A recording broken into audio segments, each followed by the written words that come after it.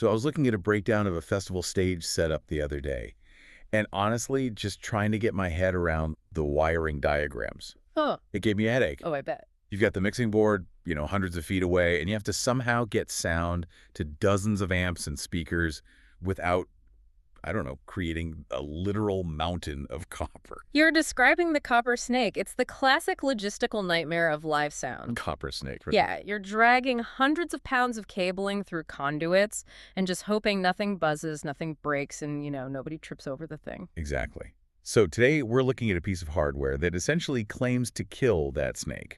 You're doing a deep dive into the QSC D32O.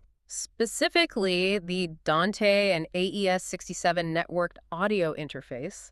It's a bit of a mouthful, I know. It is, yeah. But the concept is actually very elegant. This little box is the bridge between the digital brain of your network and the raw analog muscle of your amplifiers. Okay, let's unpack that bridge idea. Yeah.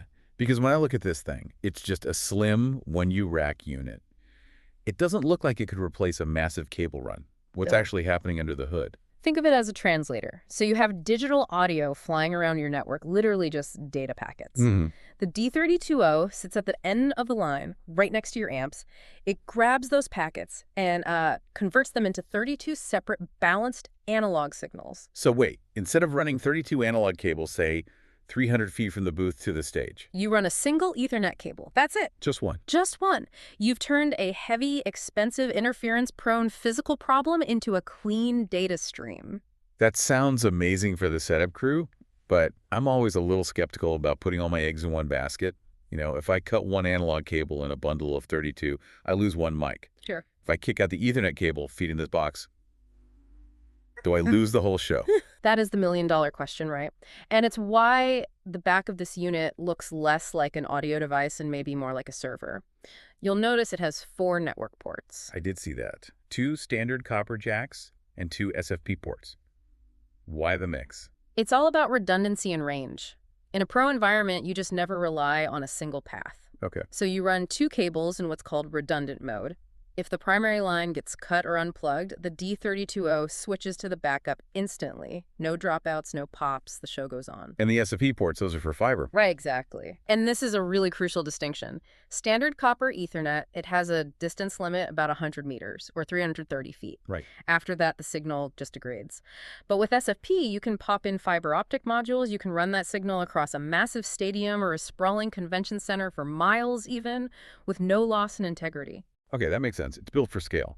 But let's talk about the audio itself. We're going from digital to analog. Is this thing going to color the sound? I saw the spec sheet highlights a maximum output of plus 24 dBO. Is that just a marketing number? No, not at all. That is a significant practical spec.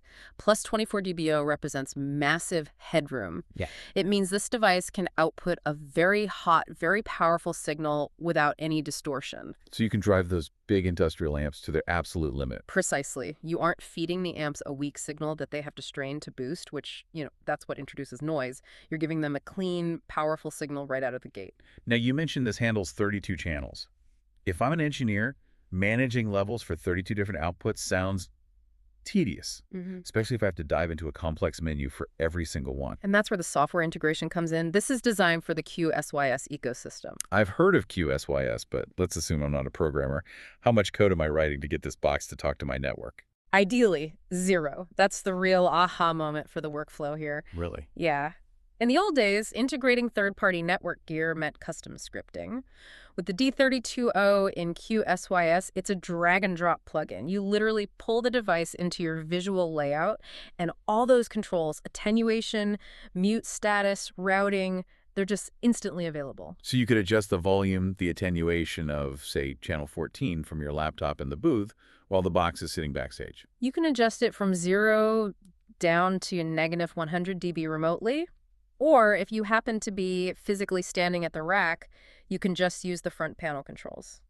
Speaking of standing at the rack, I did appreciate one small analog feature on the front, the headphone jack. It seems so minor, doesn't it? Mm. But in the field, it is an absolute lifesaver. Because you can troubleshoot right at the source. Exactly. If the amps aren't getting sound, you plug your headphones into that quarter-inch jack. If you hear audio, you know the network is fine and the problem is downstream. Ah, I see. If you don't hear anything, the problem is upstream. It just cuts your troubleshooting time in half. It's funny how we're talking about high-speed fiber optics and digital redundancy, but sometimes you just need a simple headphone jack to figure out what's going on.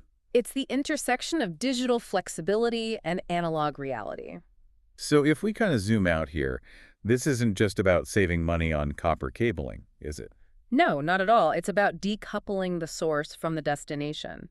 The D32O lets you place your outputs exactly where they need to be physically, while your control remains entirely virtual and centralized. It basically makes distance irrelevant. It does, and that raises a really interesting thought to leave on. What's that?